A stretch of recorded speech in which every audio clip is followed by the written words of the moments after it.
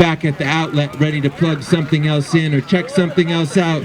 Do I care enough about peace to close the gap, or at least stand in front of the gap with a picket to never set foot in Walmart, Wearmart, PetSmart, StarMart, or Starbucks again? How about Home Depot?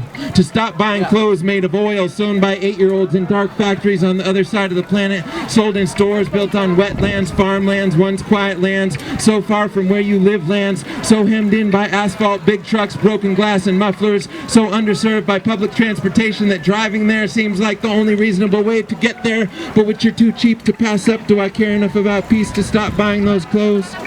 To buy instead organic cotton, hemp, recycled clothes made by people I know who live on my street? To acknowledge that peace is redwood trees standing. Peace is worldwide family planning. Peace is organic peach canning. Peace is Alice Walker in the Oval Office sitting at the big desk. Peace is your grandma riding her bike to the bus to the farmer's market. Peace is a living wage for the Colombian peasant who grew my cup of coffee. Peace is live music in my kitchen. Peace is the collective self-esteem of all the world's kids. And I've got to wondering, if you gathered all the 10-year-olds in China, America, Afghanistan, Nigeria, and Mexico City, and gathered all their self-esteem and put it in a laser beam of light and shot it into the night, would it make it to the Lincoln bedroom? Would it make it to the moon?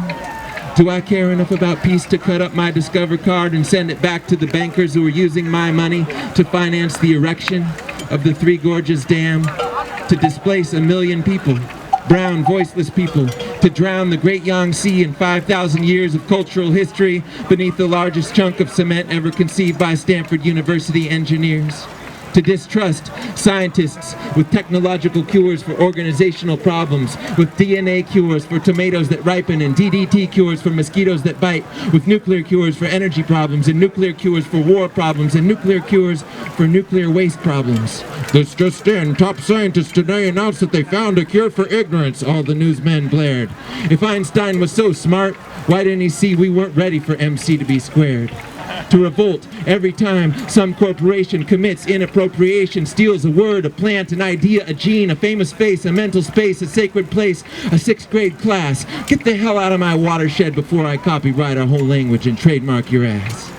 To carry scissors and markers and stand on the street offering on-the-spot removal of swooshes from feet, to educate myself in the arts of resistance by seeking out the real news in Yes Magazine and Boycott Action News, in Mother Jones, in Democracy Now!, to climb and climb and climb up and up the ranks of the ruckus society, to recycle but only as a last resort after reducing, reusing, and rejoicing in the replacement of our throwaway culture, to carry a plate and a cup and a cloth bag on my shoulder, ready to hold spontaneous nourishment without notice, without needing virgin old-growth disposable tableware, and when the cashiers say paper or plastic, I say no thank you.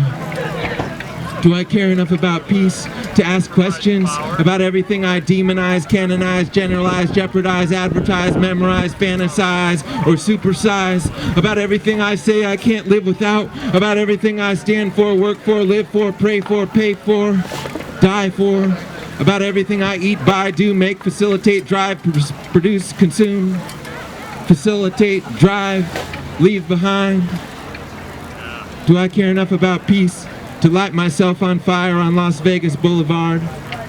To walk the talk, to walk and walk and walk and walk and walk and walk, to walk to the White House, to walk to Iraq, to walk to no place in particular, holding a sign above my head that says, "One walker for peace," ignoring mind closures and no trespassing signs, testosterone-fueled egos and the intentionally blind, planting tiny peace seeds in every fertile bare patch of human mind that I find.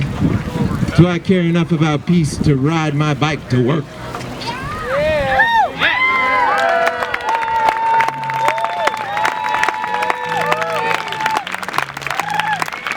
Cool.